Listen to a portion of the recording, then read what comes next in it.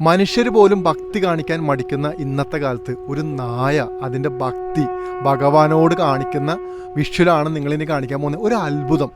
Non വെജിറ്റേറിയനാണ്. ഈ അമ്പലത്തിൽ നിന്ന് കൊടുക്കുന്ന പായസവും ഇവിടുന്ന് കൊടുക്കുന്ന ഭക്ഷണം മാത്രമേ കഴിക്കൂ. ഇതും നല്ലതായിട്ട് എൻ്റെ പ്രത്യേകത. ഇവിടെ ദീപാരാധന സമയത്ത് ഈ നായ സാഷ്ടാംഗം അമ്പലത്തിൻ്റെ നടയിൽ വന്ന് അങ്ങ് കിടക്കും.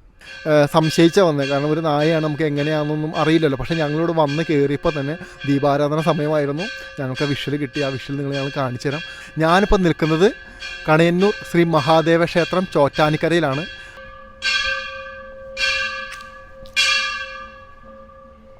ഇത് നമ്മൾ 2022 ഒരു കലശം നടക്കുകയുണ്ടായി.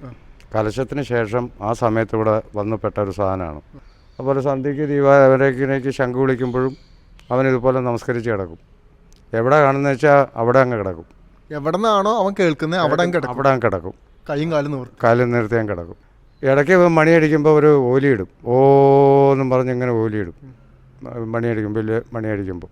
അങ്ങനെയൊക്കെയാണ് ഇവൻ്റെ പോക്ക്. അതുപോലെ രാവിലെ അവിടെ നട തുറന്നു കഴിഞ്ഞാൽ നിവേദ്യം കഴിഞ്ഞ് കഴിഞ്ഞാൽ ഇവനറിയാം. അപ്പോൾ ആ തിരുനടയിൽ പോയി അവിടെ കിടക്കും. ഇതുപോലെ തന്നെ കിടക്കും.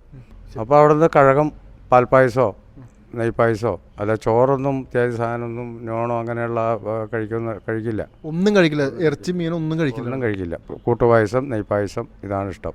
പിന്നെ തേങ്ങയുടെ മുറി ഉണ്ടെങ്കിൽ അതാണത്.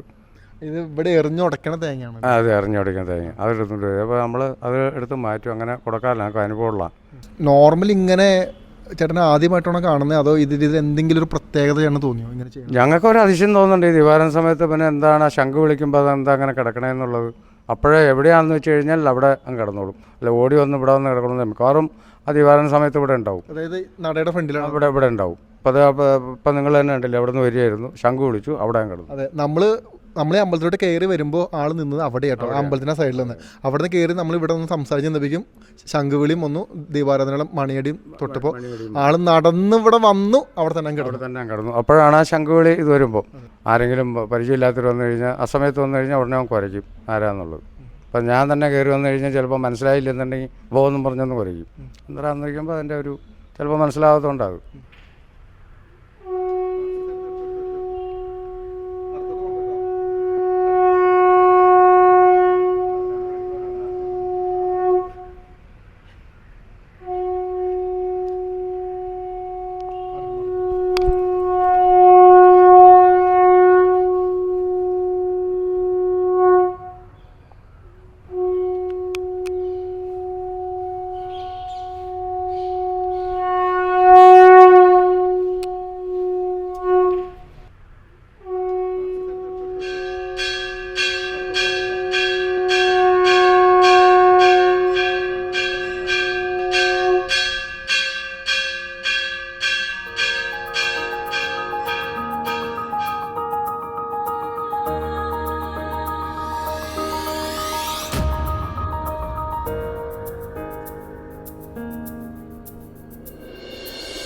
കൂടുതൽ വാർത്തകളും വിശേഷങ്ങളും നിങ്ങളിലേക്കെത്താൻ ABC TV സബ്സ്ക്രൈബ് ചെയ്യുക, ബെൽ ബട്ടൺ അമർത്തുക.